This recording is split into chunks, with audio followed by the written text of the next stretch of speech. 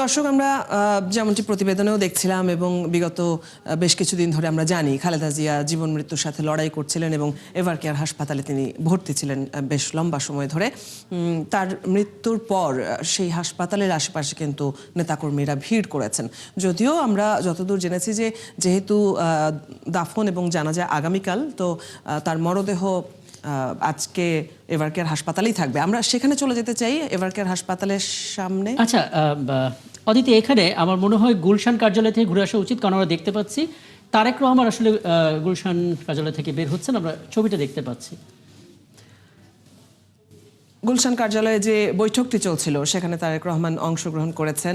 গুরুত্বপূর্ণ বেশ কিছু সিদ্ধান্ত গৃহীত হয়েছে সেখানে এবং সেই বৈঠক পরবর্তী ব্রিফিংও হয়েছে। আমরা দেখেছি দলের মহাসচিব ব্রিফিং করেছেন। সে বৈঠক শেষেই আসলে তারেক রহমান বের হয়েছেন। আমরা যেমনটি বলছিলাম যে চলে যেতে চাই এভার কেয়ার হাসপাতালে। সেখানে আমাদের সহকর্মী রাশেদ আনিস আছেন, তার সাথে একটু যুক্ত হয়ে নেব এই মুহূর্তে। রাশেদ, আমরা ছবিতে যেমনটি দেখছি আপনার আশেপাশে নেতাকর্মীরা ভিড় করেছেন। হাসপাতালের বাইরে পরিস্থিতি কেমন দেখছেন এবং খালেদা জিয়ার মৃত্যুর খবরে সেখানে নিরাপত্তা ব্যবস্থা সহ সার্বিক পরিস্থিতিতে কোনো পরিবর্তন এসেছে কিনা?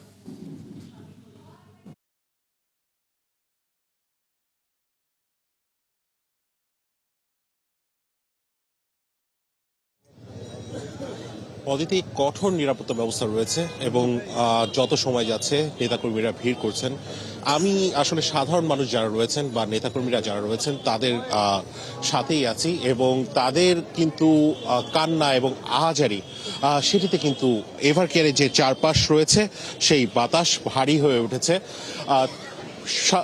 সাধারণত যখন তাদেরকে প্রশ্ন করা হলো যে আসলে খালেদা জিয়ার মৃত্যুর খবরটি যখন শুনলেন তখনকার তাদের অনুভূতি, সেটি প্রকাশ করার জন্য কিন্তু প্রকাশ করার সময় অনেকেই কিন্তু কান্নায় ভেঙে পড়েছেন। তারা বলেছেন যে দীর্ঘ ৩০ বছরের তারা খালেদা জিয়ার পাশে ছিলেন এবং যে কোনো বিপদ আপদে কিন্তু খালেদা জিয়ার ধনী গরিব নির্বিশেষে মানুষের সাহায্য করতেন এবং সবার সাথে কিন্তু হাসি মুখে কথা বলতেন এবং দেশের শিক্ষাঙ্গনকেও তিনি অনেক বেশি উন্নত করেছেন, যে কারণে কিন্তু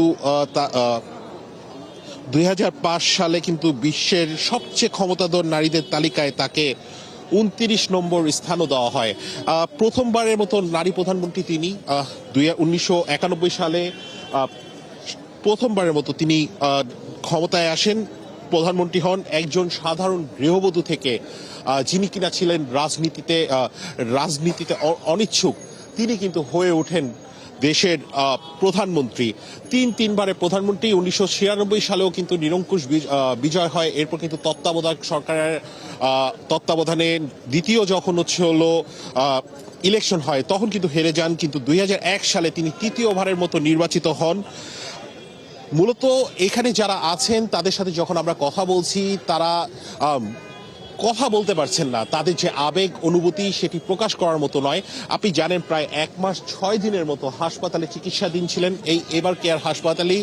আমরা কিন্তু দেখেছি, আমরা কিন্তু খবর সংগ্রহ করেছি এবং তখন কিন্তু আমরা দেখেছি যে অসংখ্য নেতাকর্মীদের আনাগোনা, তার জন্য দোয়া মাহফিল করা, সারা দেশে কিন্তু আজকে শোক পালন করা হচ্ছে, খালেদা জিয়ার জন্য দোয়া করা হচ্ছে, কোরআন তেলাওয়াত করা হচ্ছে।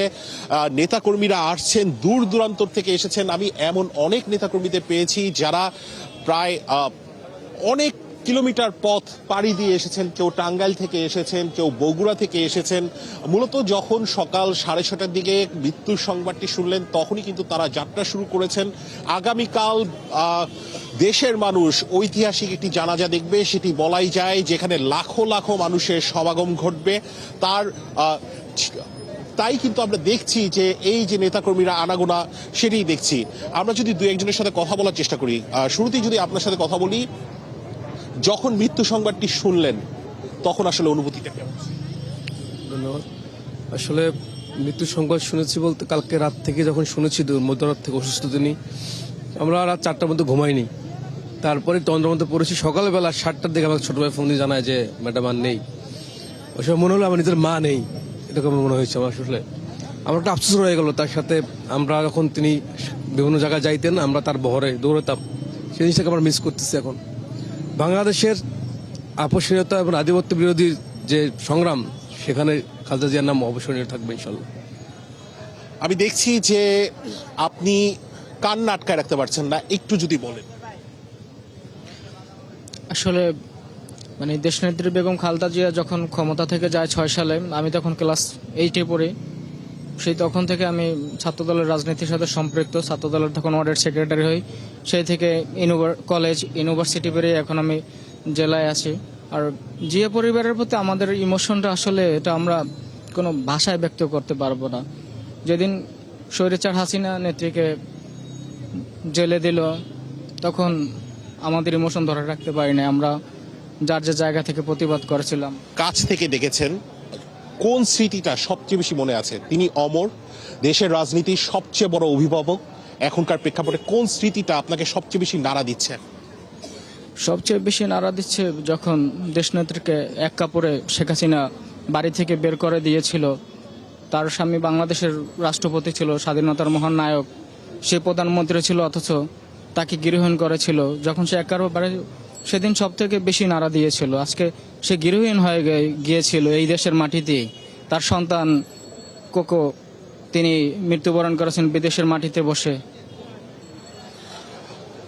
অদিতি, আমি যদি একটু বলতে চাই যে এখানে যখন আমি নেতাকর্মীদের সাথে কথা বলছিলাম, তখন কিন্তু তারা সবচেয়ে বেশি দোষারোপ করছিলেন শেখ হাসিনা বা আওয়ামী লীগ সরকারকে।